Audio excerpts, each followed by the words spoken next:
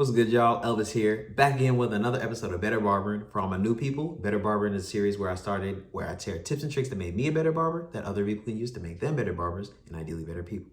Today, we're talking about 5 tips I have for beginner barbers. These aren't in any specific order, but number 1 tip, don't expect clients to know what they're talking about. In my almost 6 years of barbering, just studying, eating, sleeping, and breathing this shit, I've learned that clients don't know shit about what they're talking about most of the time. Clients tend to think that if they know the name of a haircut or they happen to know the steps of a haircut, that they can communicate effectively what they want you to do for their hair. More often than not, that is not the case. Just with haircut names. Haircut names vary from place to place. And a lot of times clients can see two similar haircuts and not recognize the difference. There's a lot of times where a client sits down and asks for something very specific, like, oh, I want a taper fade. And then I put a taper fade on. And they look at it and they're like, oh, I wanted it to be balded all the way up to here. And I'm like, that's not a taper fade. Oh, well, what would you call that? A bald fade. And now I've spent all the time and energy doing a taper fade when they really wanted a bald fade. That's why it's always really important to focus on your consultation with your clients and make sure that y'all are both on the same page about what they're asking you to do. And I also think that social media has a lot of these clients' expectations all kinds of messed up because they're getting online and seeing all these fire haircuts that they don't know are photoshopped or they don't know are crazy heavy with enhancement. And then they're coming into the shop asking you to provide this unrealistic service on them. And they expect their haircut to look like Instagram, but also stay looking like Instagram.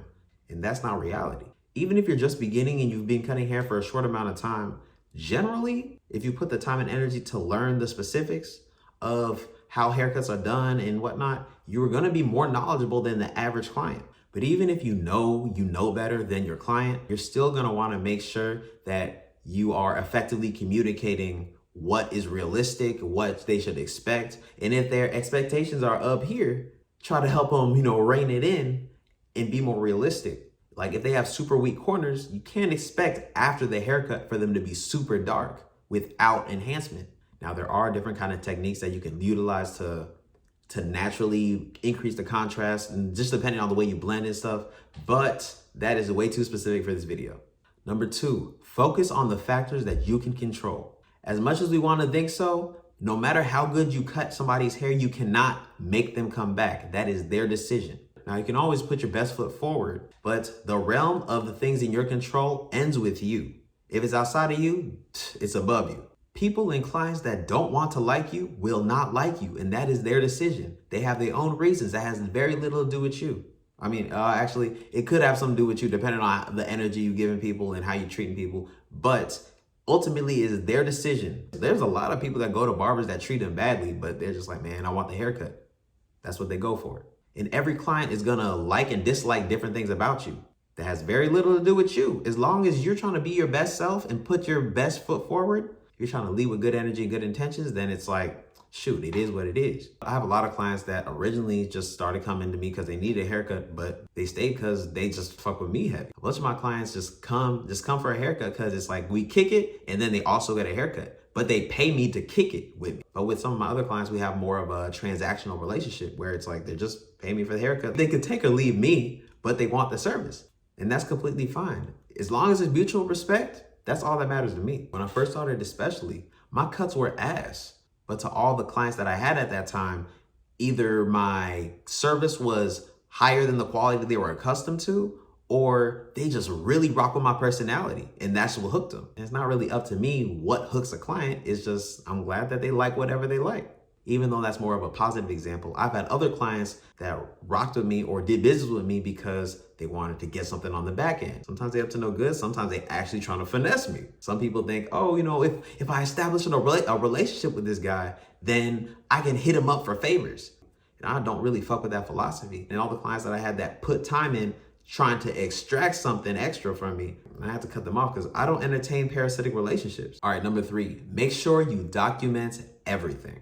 When you're starting, you're kind of buns, but you're at the point where the learning curve is the steepest. So I recommend everybody always take pictures and videos of all the cuts you do, even the ones you really don't like, even the ones you want to forget. Like I've had cuts that literally keep me up at night. And I have pictures of them just to remind me. Taking pictures and videos regularly will do a lot of things for you. It'll document the journey. It'll give you motivation. Looking back and seeing how far you came energizes you to go even further. And when I say document everything, I even mean document how much money you're making. Even if you're not paying taxes, even if you don't plan on paying taxes, and seeing how much money you're making is a good indicator of your business's growth. I have a client I've been cutting for roughly 3 or 4 years. Damn. When I say he has the wildest curl pattern I've ever seen, like cowlicks all over the place, like he has waves, but his waves are the most unique waves I've ever seen. Like his crown isn't in the middle. It's like it's swirling all kinds of ways, like multiple whirlpools. And when I say he was one of the most difficult clients I've ever cut in my entire life, and the first few times I cut his hair, I was thinking like, damn, bro, like I can't get it. Like I'm trying my hardest and it's taking me a long time, but it's like, I can't get it how I want to get it. And of course he was fine with it. At this point, I've been cutting for some time. So at a certain point, clients can't tell the difference between like a cut that's at 90% or 100% when you get to a certain skill level. Like clients are not knowledgeable enough to distinguish the difference. But I'm looking at his haircut like, damn, bro, like I almost had that shit. One thing I'm glad I did was regularly, every time I cut his hair, I took a picture and I took a video. And I promise y'all, I'm not bullshitting when I say this, but I really don't feel like I got his haircut like that, like good enough to take it and post it and be 100% proud of it until this year, after about 4 years. But the entire time I can see the progression of how I learned to cut his hair better. And most of what makes a barber a good barber is knowing his client's hair and how to work with it specifically. Because a haircut is something people can get anywhere. But what clients really want is a haircut that fits them the best, a custom haircut. And over time, it took me like 4 years for me to feel like I got it down pat. Now I can really give him a custom haircut that I feel is like, that's the best I've ever done. And the thing is, most beginner barbers think that the way to level up their cuts is to, get better tools and do this and that. But really, it's building the muscle memory and training your eyes. All my tools are damn near the same from when I started cutting his hair. Like there's a new few additions, but they don't do anything different. Me being able to visualize haircuts better and my attention to detail increasing is what made my haircuts better. And that leads well into tip number 4. Do not trip about your setup. A lot of beginner barbers are guilty of this, as well as myself when I first started. I thought I needed all the latest and greatest tools that I saw my favorite YouTube barbers using. That is not true. Do not buy that shit. The tools you use are not what makes you a better barber. The way barbers look at buying tools is kind of ridiculous because if you were to compare it to, let's say, an artist who paints, like a painter, if they've been painting for a few months and, they're like, man, my paintings could be a little bit better. You know what I got to do? I got to spend $300 on a paintbrush. That's what's going to make me better. That's what's going to take my painting up a notch. Like, no, that's ridiculous. The tool is just an extension of you. When I tell you, I have literally seen people give flawless fades with just a straight razor blade and a comb. Your tools are not what makes you a great artist or a great barber. All you really need is a good pair of clippers and a good pair of trimmers. Generally, you'd be good looking at any of the big brands like Oster, Wall, Andis, Babyliss, and all them. Generally, I would avoid like home cutting clippers that you could buy at like Walmart or a convenience store or something. But honestly, there's a lot of smaller brands or knockoff brands that you can find that have quality clippers, like on Amazon. It's easier than it's ever been to find quality tools. Like it's possible to do fire cuts with some home cutting clippers.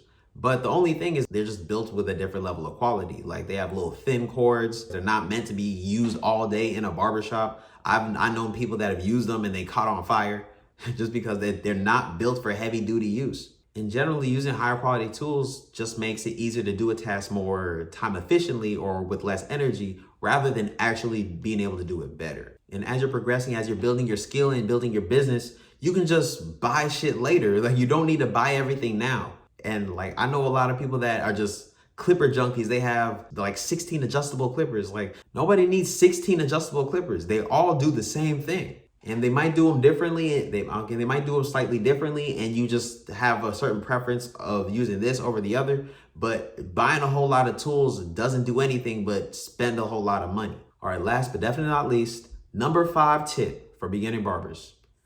Understand the 80-20 rule. According to the 80-20 rule, 80% of your business is gonna come from 20% of your clients. And I know that sounds crazy, but I've definitely observed that in my life and my business. I've been cutting hair for about 6 years, and I have to have cut like thousands of clients. Like I can't even guesstimate whatsoever. But most of the haircuts I do are the same people. It's the same people coming over and over again. And I have clients that leave and come back, depending on, like, sometimes people move, sometimes their schedules just aren't aligning with mine, and blah, blah, blah, blah. Even though I've cut thousands of people over my career, I have the same people booking appointments every 2 to 4 weeks. And that's really important to understand, because while you still want to put your best foot forward with every client, and you want to make sure the experience is as good as you can make it authentically, you got to understand that your regulars are the ones that pay your bills, honestly. Most of the people that's come and sit in your chair, like, they might give you money, and that's always, you got to appreciate that.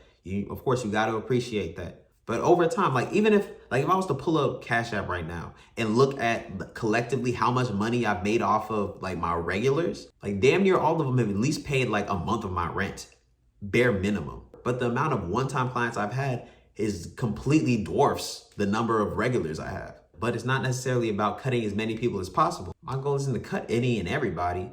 I'm trying to build relationships and also leverage the value that I provide through my service for monetary benefit. Of course, we got to put our best foot forward with every client that sits in our chair, but you want to make sure you're taking extra care of the people taking extra care of you. All right, but that's my 5 tips. That's all I got for today.